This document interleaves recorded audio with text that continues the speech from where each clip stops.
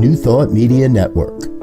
We are a global broadcast network of positive music, media, and entertainment, inspiring humanity's evolution along the journey of enlightenment and creating a world of love, peace, empowerment, and prosperity for all. New Thought Media Network. Positively inspiring.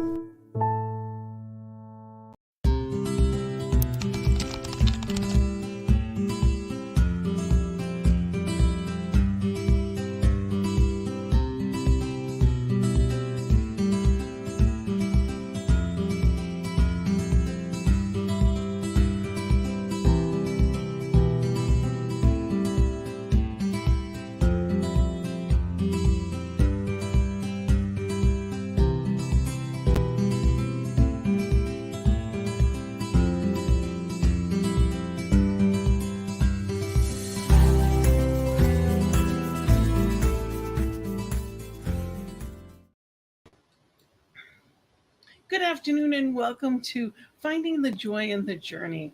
I'm Rev Gina and I am blessed to be here on New Thought Media Network. And I am here today to really have a heart-to-heart conversation with someone that I love and appreciate, and also someone that I have such respect for. You know, we are in this oneness of life. And when we look at the world, sometimes it doesn't feel that way. Finding the joy in the journey is about appreciating who and whose we are. That oneness, that thing called life, that's where joy is found within. So on this show, we always find different aspects, different ways to get to that place of joy, because it's not outside of us. It's not a race. It's not about bigger, better, faster, more, and what to accomplish. It's really about self-actualization and understanding we already have it, but we haven't been appreciating it, or we didn't recognize it because it looks different than we expected it to. So today we are going to talk about oneness. We are going to talk about unity and diversity. We're going to talk about Juneteenth. We're going to talk about love in all aspects of communication within this oneness. And I am so excited to have a brilliant guest to do that with. I can't think of anyone that I'd rather have this conversation with.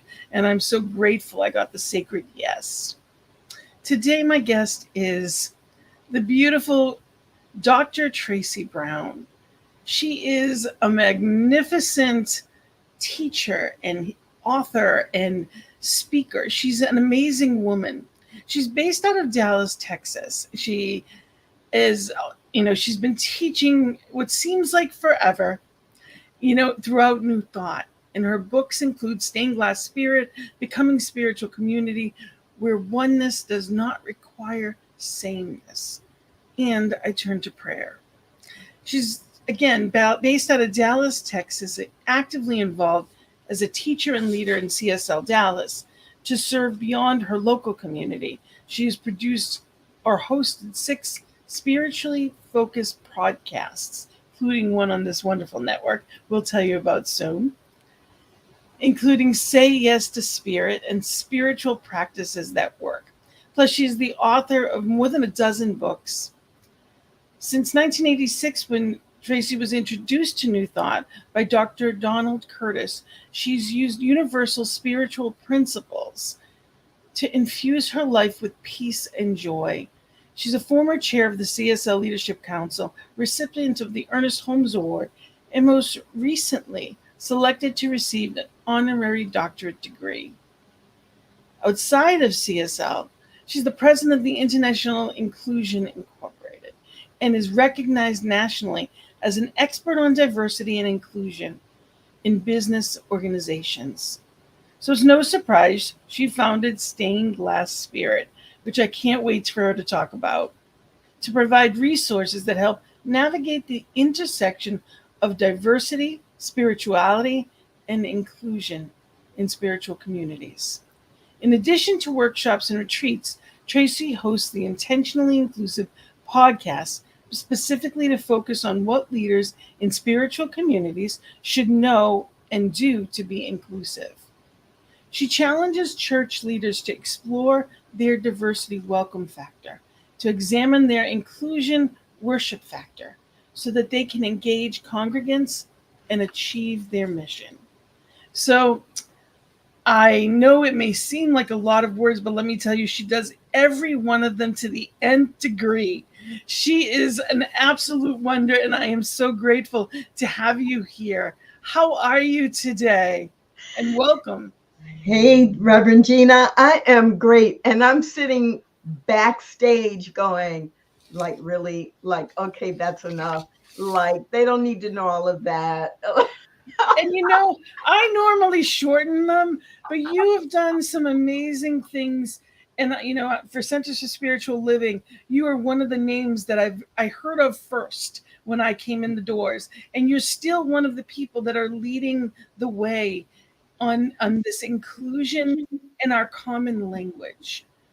And that was one of the things we chatted about before even we got on today, is that common language, so we can have that sacred conversation, because it really is my heart speaking to yours. Yeah, and I do love that in the first few minutes you landed on oneness several times, because we say oneness, but what I've learned is really in the last 10 years, I've learned that everyone, even under the New Thought umbrella, or even under the Centers for Spiritual Living umbrella, or the Unity umbrella, we don't define oneness the same, or we don't interpret it the same. So I think sometimes we interpret it the same. We just don't act that way. So can say it, we can say the words, but are we living what we're speaking? Are we embodying it on the level of belief? I think there is definitely a miss or a gap between speaking and doing. But even in the speaking, I hear some people talk about oneness as oneness means we're all the same. Oneness means there's only one of us. Oneness means that there is there is one and nothing more. Like, if you talk about diversity, you're talking about duality, because oneness means there's only one. There's only one of us. And there's no room in that, in the belief, and the people who are saying that one actually can only be one, because it has the multiplicity of all the diversity and all the different ways that spirit creates. So I find myself often in conversations with people about oneness is really about our connection to spirit. Oneness is our connection to the one source. And each of us is connected to that there is unity between the creator and everything it creates. But what we have in our connection to each other is connection, or the opportunity to demonstrate unity. That oneness is not about my connection to Gina. Oneness is about my connection to spirit. And we are each individualized expressions. So in the oneness, no one is more important than any other. That's the other part of oneness, that we are all made of stardust. We each are exactly the same, that it's not about anything that seems other than equality in every light is simply the delusion of ego. That we're caught up in this society that has told us whatever. Those are the false beliefs that we're created and planted in us. And we get a choice. to consciously have these conversations of being the love. Are you trying to convince me that we're not created in a hierarchy of value? That people of one Isn't it race crazy? or one sexual orientation or You one know? age group or one ability group, that are you trying to you expect me to believe there's really not a hierarchy of value in different humanity? And that's why we're here. That is what we are here. And you know, when we speak in these terms, anyone listens.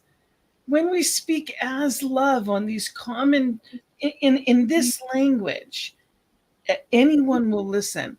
And sometimes it gets harder and muckier. And life gets harder and muckier. And it needs to get ugly and truthful. There's no bypass, in my opinion. And at the same time, still viewing through the eyes that are spirit's eyes.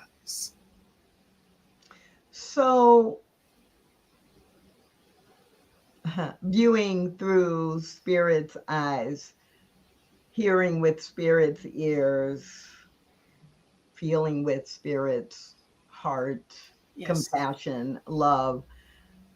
And that always makes me think about the Hafez poem, where there are lines in the poem that are about, and what God wants to do is grab you by your ankles and turn you upside down and shake you, right? Because you're pretending that the only way to express spirit is solemn and quiet and with no disturbing anything. No, Jesus threw the tables upside down in the temple. We are supposed to, if we love, there are times that it is appropriate to upset the apple cart. Be as little children. From a place of love. Yes. But love is not always sweet and quiet, and no. If you have kids, you know better. Of any age. Right. Of If you're any raising age. children as a parent, fierce love, because you are expecting and demanding the best from and for your child. And every one of us is our child. Every one of us is our brother, sister, mother, father, child. Every person that I see, I choose consciously, and I'm not saying I'm perfect at it, but that's the prayer, is to be and see each one of these people as, because whether or not they are my brother or sister, they are my brother and sister. Whether or not they are my mom, they're someone's mom, and therefore it's still my mom. And in the knowing, if we respected each other that way, if we could see people with different abilities that way. And one of the things that has been, actually, sometimes we learn through the difficulty the most. And for me, having less ability in different areas of life at times has been that way, that it's easy to say, well, I can't do what that person does. And then realize I'm not supposed to. And realize that, you know what, I would never say that of anyone else. Why do I use that language with me? Yes. So what do I say instead? And work that through because of our teachings. Yes, yes, and yes. It's scary sometimes when we, as spiritually grounded and spiritually guided people, forget this and participate in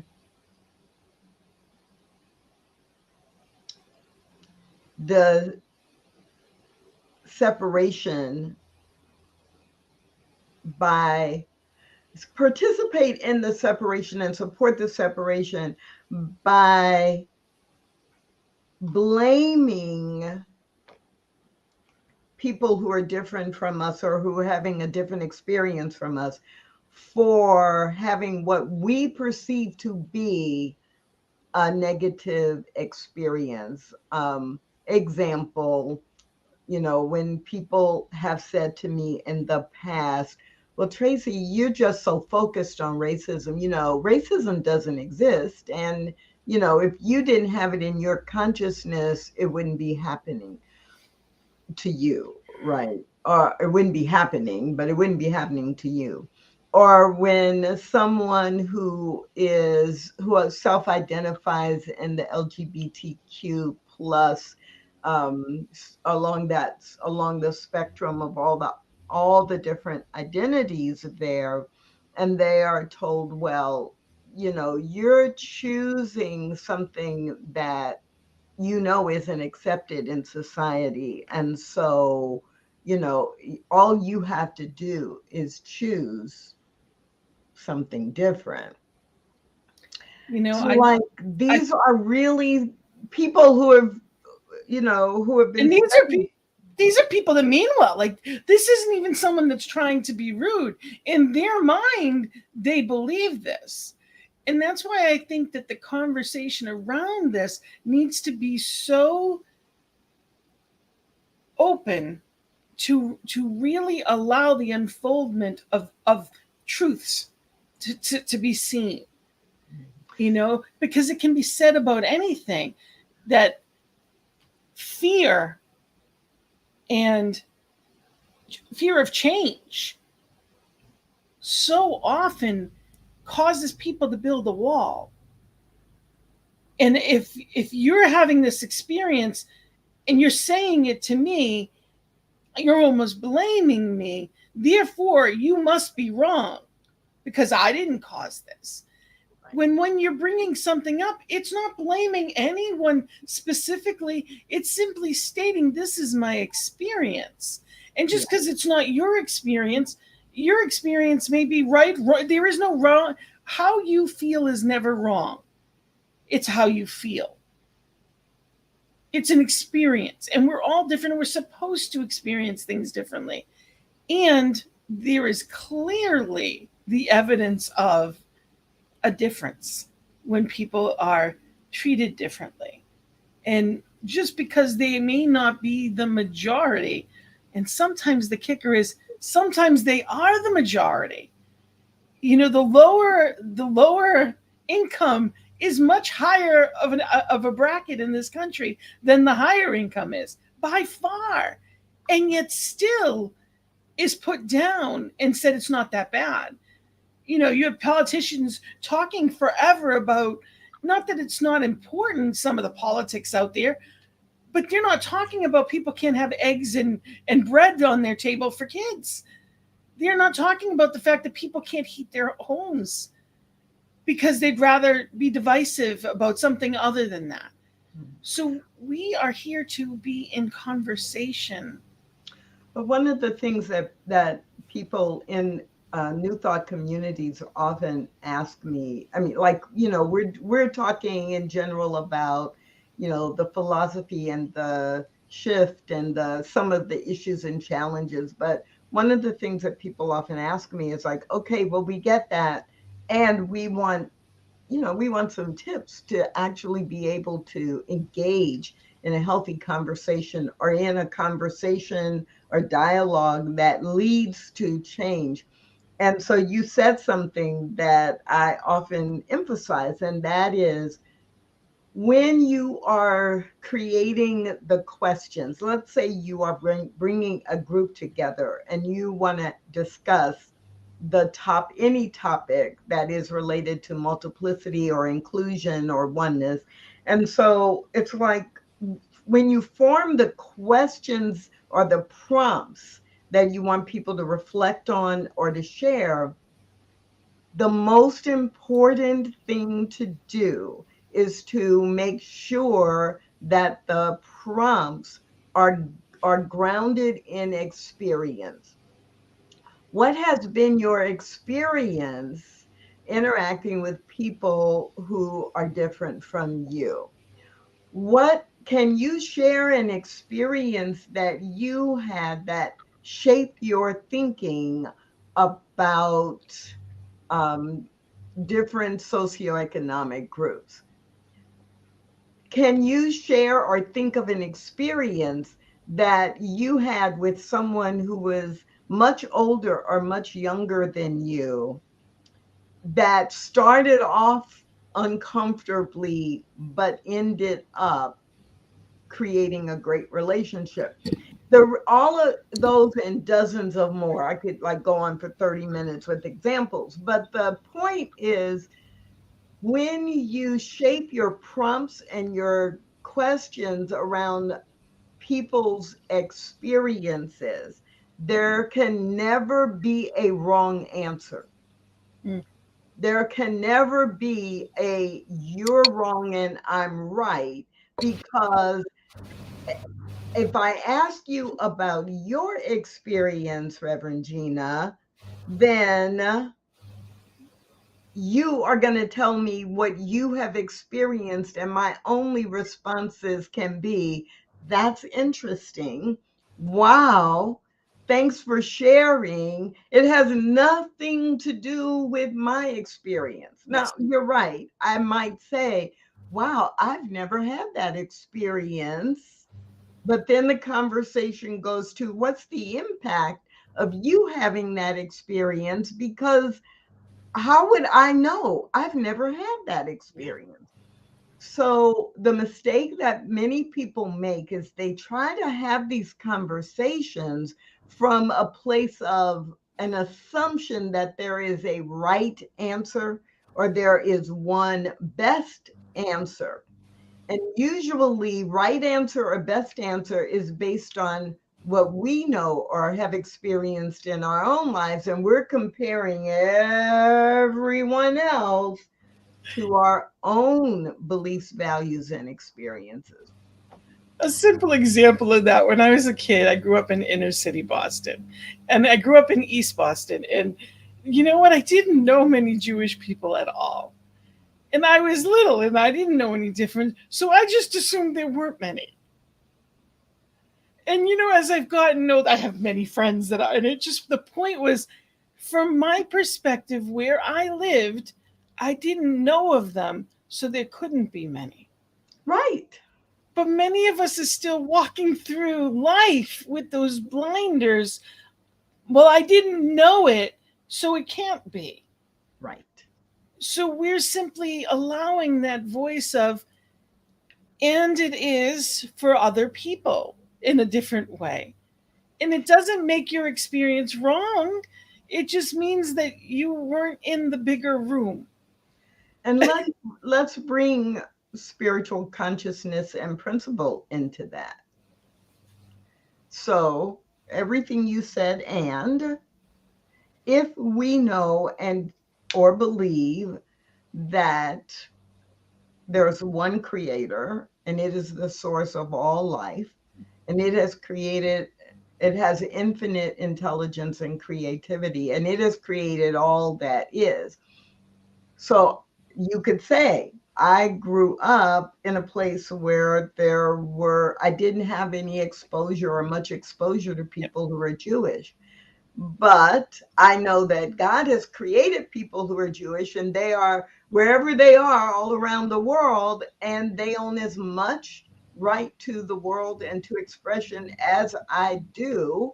So it just, when you think about that, it's like it does keep you from thinking my experience is all of experience, because there's no way. I mean, the reason I got so fascinated, one of the reasons I got so fascinated about diversity is because from a pretty young age, I was like, oh, let me go see all these other ways that God shows up in the world.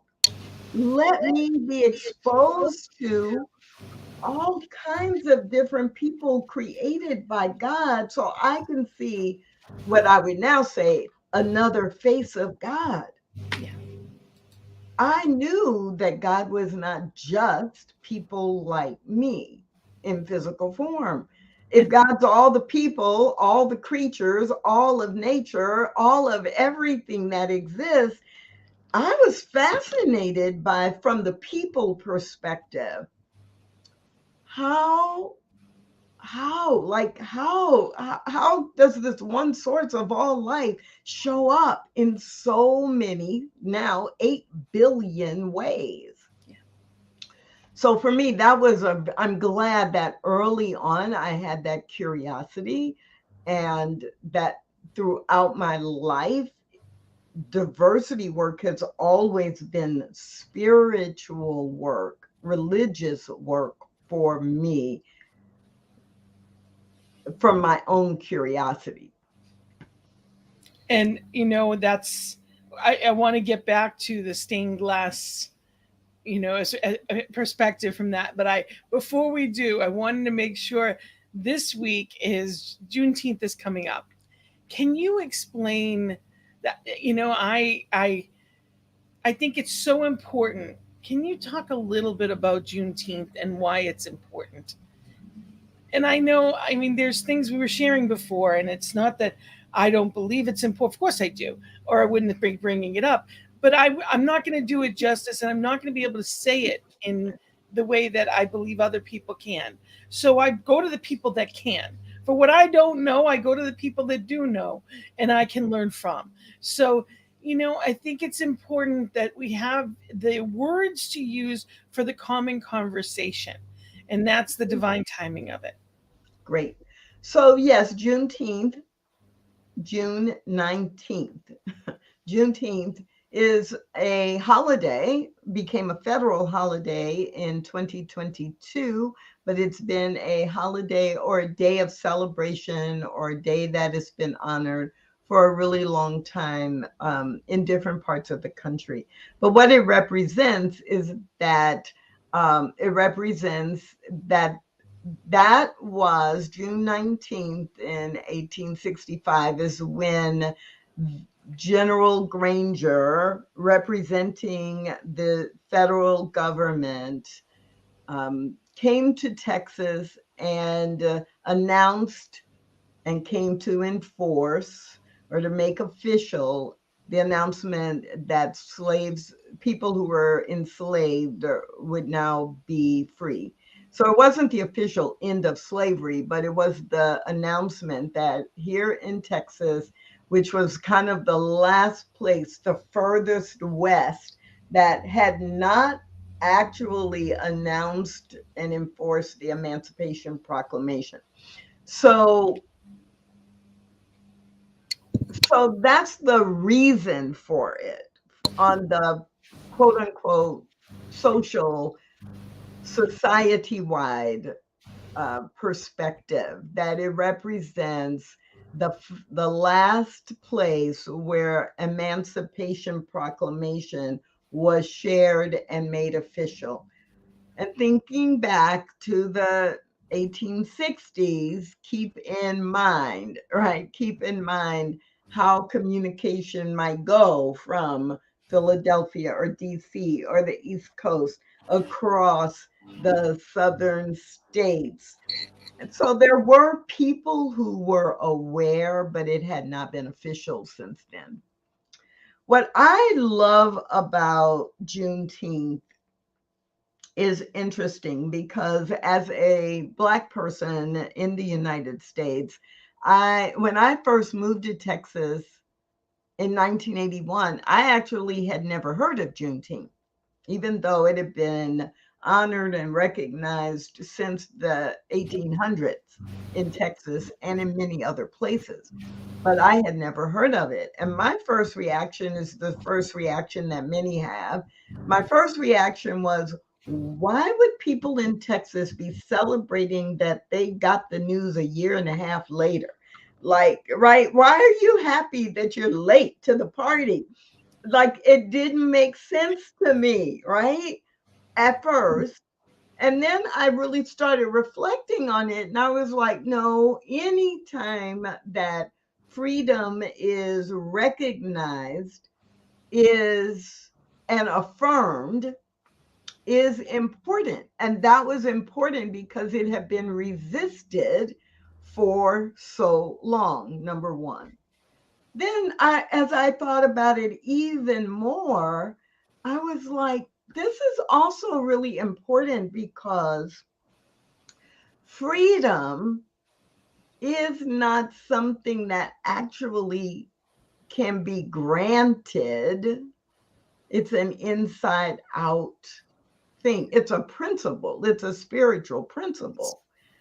And so I was thinking the announcement and the process of Juneteenth is as much and as important for the people who are white, the people who are politically in power. It's important for them to recognize that Juneteenth is about them recommitting to equality and freedom for all. It's not, oh, we did this. It's not only we did this good thing for the poor Black people who were enslaved. No, I want white people to recognize Juneteenth is a time to say, this is a place in history where we affirmed freedom is the birthright of all people, and that we affirmed it is not right to live with this hierarchy of people based on skin color or cultural background. And it is not just about us having the power to free somebody else. Really, we're freeing ourselves from false beliefs and inaccurate or inappropriate behaviors. So, one other story related to that, and it is related to the spiritual aspect of freedom. So, a couple of years ago, a group of us were creating a symposium or an online summit or symposium around Juneteenth. And we decided to name it Honoring Freedom. But it was really interesting how often the idea of freedom kept being interpreted based upon human limitations, duality, competition, polarity, and hatred. Like freedom, you got to fight for freedom. And yes, we're angry and okay. And we had to keep going back to what does freedom mean spiritually? Yes. And how do we celebrate that which comes from within us that is already a part of who we are to live fully as we have been created by our Creator and not accepting anything less? And not just honoring ourselves, but honoring each one in that way. Each one and the experience of now and the experience of the culture then and now, because there's emotions. That's the thing. That's the thing that really I think is sometimes the sticking point, is that there's pain there. And our ancestral pain, it matters, and it's a choice. We can honor that pain, but don't have to be weighed down by it. Part of freedom is to be in the awareness that I don't have to carry anyone's pain. That's when we're stuck in that suffering. That's our choice. I don't have to carry anyone else's pain, but that doesn't mean I get to ignore. Absolutely. It's honoring each one as in the oneness. It's so important. I never have the right to ignore or impose or even deny anyone from my experience. So I can't hide myself off, or I could, but I'm not, we're not meant to hide ourselves off and say, okay, but I'm okay. So I don't realize you, so therefore I'm not doing anything against you. I didn't do it. But if there are blinders on, ignorance is part of that allowance. And that's what keeps things where they are. And when I see others in pain and I do nothing, then I am at fault. And it's not in a blame way, because we know any kind of quote unquote sin is just missing the mark. So we grow in awareness and think differently. So yeah, I don't know why, but as you were speaking, the name of your show also went through my mind, right? So the journey to joy, and what happens for me is that I believe the journey to joy requires us to deal with, to identify, and then to deconstruct, and then to reconstruct, right? So identify what the barriers to joy are, deconstruct our current way of living so that we remove those barriers and replace them or reconstruct our lives in a way that then demonstrates the joy that we desire. And so if we look at Juneteenth, since we're talking about Juneteenth, and we look at the pattern of racism and patriarchy and militarism and capitalism, and how those fed the way that we were individually and collectively in the US and beyond, all of these factors contributed. And maybe some people were in joy, but not the majority. So if we say we want a society where joy is represented by freedom for all, because we've been saying for several hundred years that those are the values which we stand and build the US upon, then we have to identify and look right at all the things that are the barrier to joy. And then we have to say, what do we want instead? And we've been saying that by these are our values. This is the kind of nation we want to be. But then we have to reconstruct something new. We can't keep defaulting to the behaviors and the beliefs and the structures and the policies that have generated what we don't want.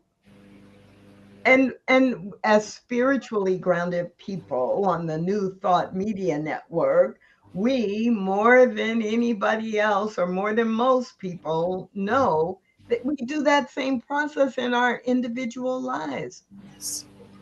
If you're in 12-step recovery, you identified the what was happening now and chose what you wanted to change. You deconstructed it and deconstruct it every time you go to a meeting, and you consciously reconstruct by following the 12 steps, and your life begins to reflect joy.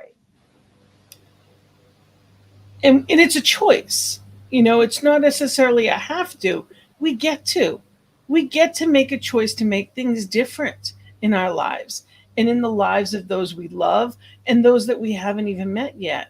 If we're going to talk about and preach about oneness, You can't say those words if you're not contributing to oneness. And that is really, there's a separation sometimes between the head, the head, the mouth, and the heart of people. And I think it's not necessarily a malicious thing. It's not even necessarily intentional. It's just what we're used to.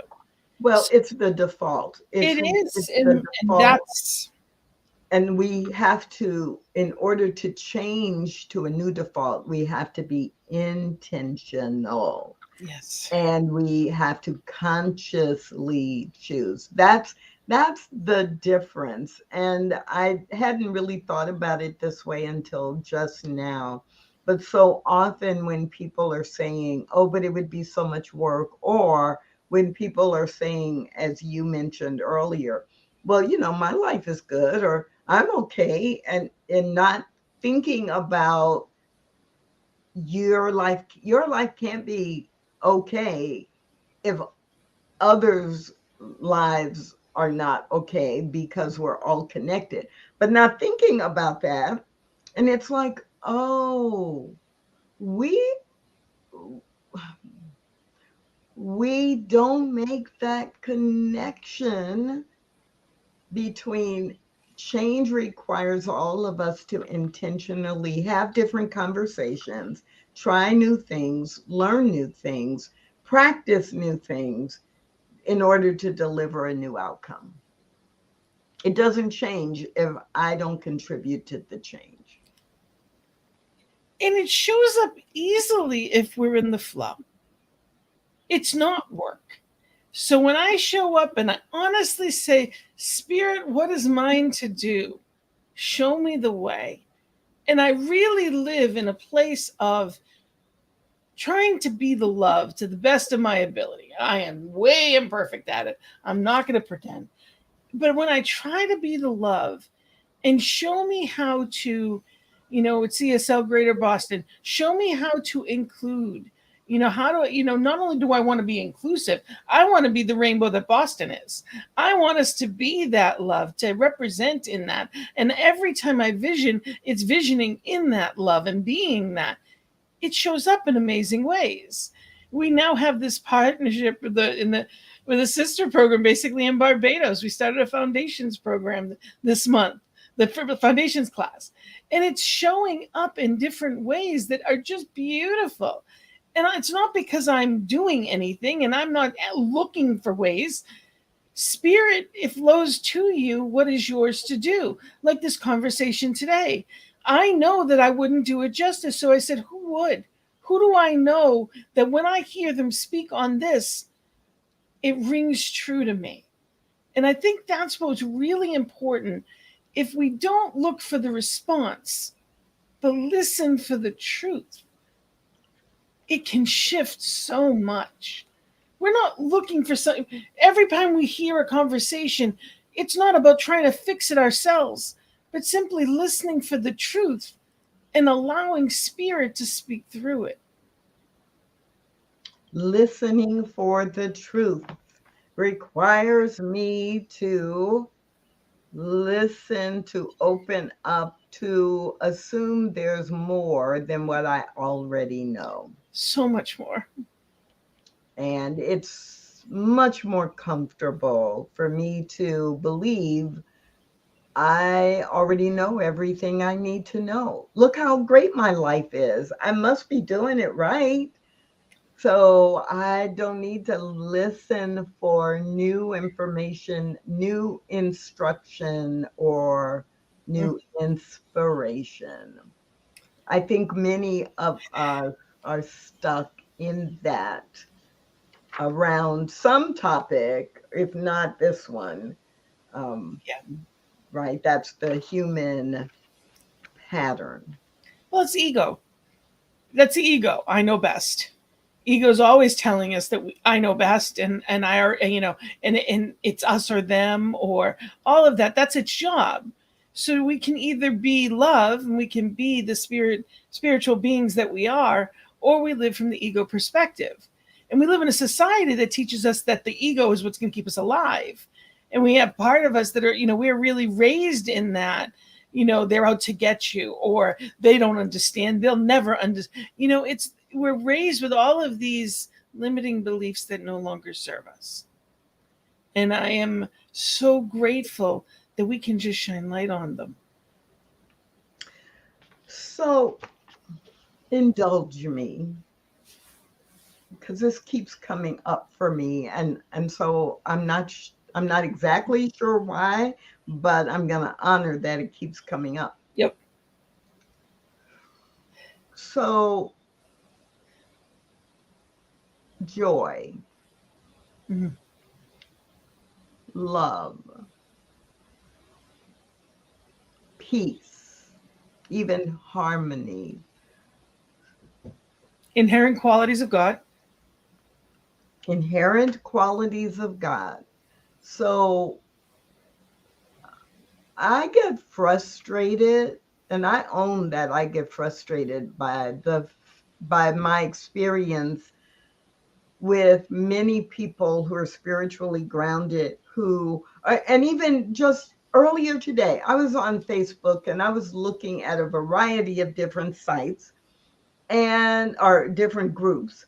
And I just was noticing in all of these spiritually connected groups or spiritually grounded groups, like anytime joy or love or peace, anytime those words were listed, they were always with these images that were, light and soft and pastel colors, and or it'd be a quotation about something really soft and peaceful, fun, beautiful.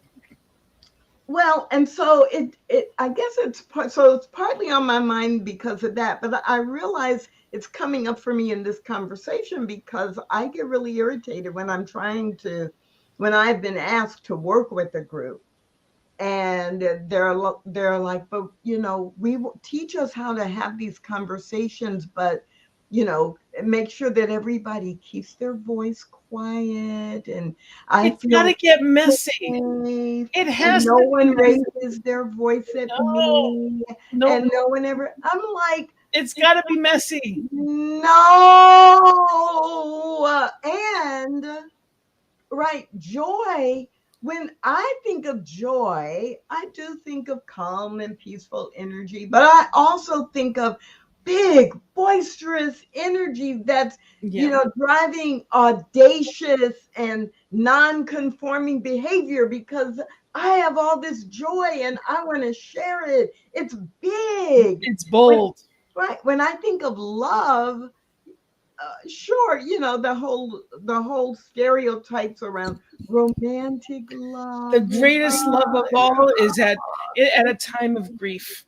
Right. In the ugliness. Right. That's the greatest time when someone needs you the most, is when they are at their weakest, in the ugliest place of their lives, whether it's loss or death or seeming, whatever it may be. Or you talk about the parent, right? The parent who loves their child and their child is in danger will pick up a car, right? That fierce accountability, that in what may look like aggression, power, because they're going to get in front of their daughter before you hit that child, and they're going to fight you because they love the child that they are protecting. Love is fierce. Let it be messy, aggressive. Yes. Peace. Let it be messy, as long as it's authentic. I'm going to even challenge the word messy. Well, let it be authentic. And sometimes, when you have those cries, sometimes they're the ugly cry, and it's okay. Or those laughs that you're crying and it hurts. It's like, let it be messy. Let it be ugly. Let it not look like the world thinks it should. Let it just be. There's no limits. And there is a chapter in the Stained Glass Spirit book that is multicultural is sometimes messy. Um, I'm putting that up there just so people can know. Because yeah, this is actually, and you also have a website. I'm going to put that out there because I meant to speak about this much sooner and we haven't had a chance. So you have two sites. They're there. I'm going to leave them there so people can write them down. They can reach you out to you that way, reclaimjoy.com and stainedglassspirit.net. So go ahead. I'm sorry to interrupt you, but I want to well, make sure yeah. that So there is a chapter in the Stained Glass Spirit book called "Multicultural is Sometimes Messy," Mhm. but and not but and messy in the context of different from the status quo, not messy in the context of out of control or Yes. painful, although we do experience pain in letting go of what hasn't worked in the past Mhm. and the pain of learning a new way. That's healthy pain. That's healthy pain. Transformation is usually not comfortable. Look at a Exactly. butterfly. Look at the chrysalis. Yes. Literally, caterpillar goes to mush. It fights to get out of that cocoon. It's messy, but you know what? It's beautiful, and the freedom that that transformation creates is worth it. The pathway, right? The pathway to transformation is what we're talking about. And so, if we're on any journey, it is to move toward that place. As spiritual beings, our journey is about moving toward, constantly, consistently moving toward the place where our mental and physical and emotional and financial priorities are expressing in alignment with our spiritual truth. I love that you said that because it's what we pay attention to, what we're giving our time, our energy, and especially our finances to. So if you believe in something, you don't really believe in it unless you're investing in it in some way. So you can say whatever you want, but your actions speak so much louder than words. It's not about being spiritual on Sundays. It's not about saying the right things. It's about living in a way that transforms not just our personal individual experience, but the world for a greater good. It's why we're here. That's the point of, especially science of mind, is that understanding that, we are here to uplift not just ourselves. It's not about a wish list. It's not about what can I get out of it. It's about who are we and you know, how do I that rising tide that raises all boats. Yeah. And I'm thinking about some people who I've been blessed and honored to that they selected me, to be their coach, their spiritual coach along the way. And I cannot think of anyone who experienced transformation in their lives who didn't have to navigate looking at the hard truths, looking at all the things and the false beliefs and the old stories that had delivered them to where they were when we started the coaching process, and having to identify, having to name, claim, and admit, oh, if I want something different in my life, then I have to do something different. I have to understand spiritual principle differently. I have to learn some things. I have to practice some things I've never practiced before. And I There's have a novel concept. If I want different, I have to say it do different. right. And my faith has to be invested in what I want, not what I don't want. And so, as it relates to diversity and inclusion, whether it's race or religion or physical disabilities or sexual orientation or gender identity or socioeconomic status or climate change or political polarity, if we want to change any and all of those things so that we can experience oneness in the world, then we have to be willing to have uncomfortable conversations, choose different behaviors, learn different solutions, apply those solutions, and we have to learn to do it together with people who are different from us. Otherwise, it will never happen. Just be love. Let's show up as love today and allow that to show us what the next right step is. And as easy as that sounds, it's a practice that when we start it, once we start that practice, Spirit, let me be love today, and we show up with that genuine intention, the rest flows. Spirit does not make tough work for anyone that goes to meet. It's right within you. There's nowhere to go. So we could speak forever, and it definitely we're at that time that we have to wrap up, and I am so grateful for this conversation and the love that you bring in so many ways, and your poetic way of saying that. And on that note, your poetic way, you have a show here on this beautiful network. New Thought Media Network is so happy to have you.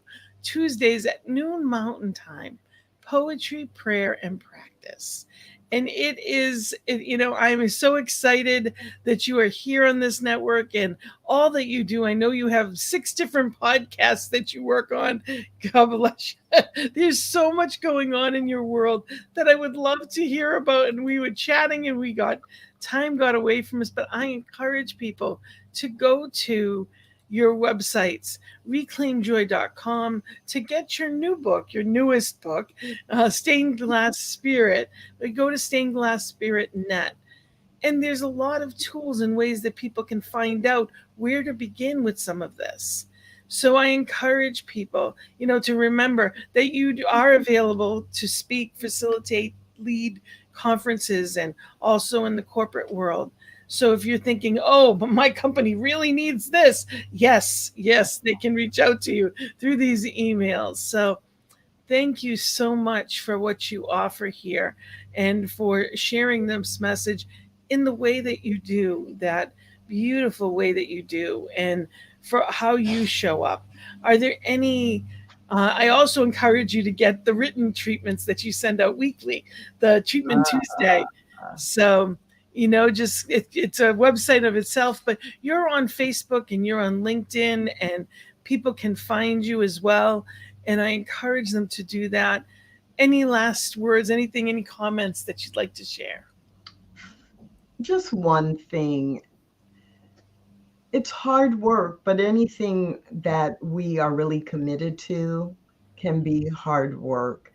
So I just invite, if you, like me, are committed to transformation happening, so that we can reflect the harmony that is Spirit's intention and create heaven on earth in terms of how people who are different from one another engage with one another, then absolutely, I'd love it if you would reach out to me and become part of my network and allow me to become part of your network, because we can't do it alone.